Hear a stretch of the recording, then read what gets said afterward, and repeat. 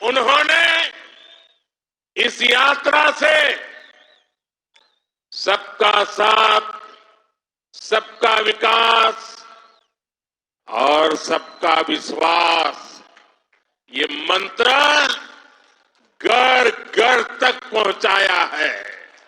நண்பர்களே, என் மண் என் மக்கள் என்ற பயணம் அதன் பெயரே ஒரு மிக சிறப்பு வாய்ந்த ஒரு பெயராகும். இது ஒவ்வொரு பாரதிய ஜனதா கட்சியின் தொண்டனுக்கும் இந்த மண்ணிற்கு உள்ள பிணைப்பை இது காட்டுகின்றது. ஒவ்வொரு பாரதிய ஜனதா கட்சி தொண்டனும் இந்த மண்ணும் கடவுளுக்கு சமமானவர்கள் என்று நான் கருதுகின்றேன். அதே போல நாடுதான் முதன்மை என்று பாரதிய ஜனதா கட்சி கருதுகின்றது. கருதுவது மட்டுமல்ல, இந்த சமூகத்திலே சமுதாயத்திலே இருக்கின்ற அத்தனை பேருக்காக பாரதிய ஜனதா கட்சி தொண்டர்கள் உழைத்துக் கொண்டிருக்கிறார்கள்.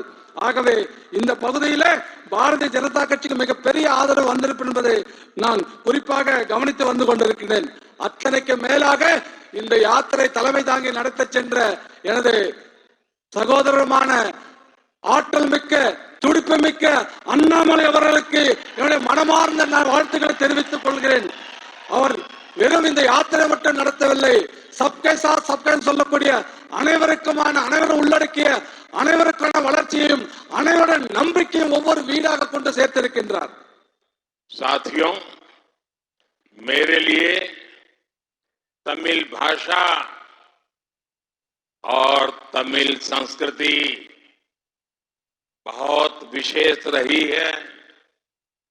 संयुक्त राष्ट्र में, यूएन में मैंने जो तमिल कविता पढ़ी थी उसके बारे में विदेशों तक में पूछा जाता है।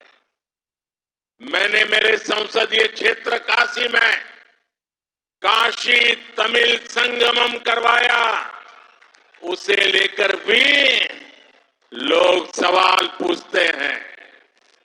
मैंने इस देश का महान परंपरा का सम्मान करते हुए तमिलनाडु की महान परंपरा उसका सम्मान करते हुए पवित्र सेंगोल को देश की संसद में सबसे ऊंचे मंच पर स्थापित किया। इसे लेकर भी आज देशवासियों के दिल में तमिलनाडु को जानने की एक नई जिज्ञासा पैदा हुई है। तमिलनाडु से मेरा रिश्ता राजनीति का नहीं है, ये रिश्ता दिल का है और दशकों पुराना है।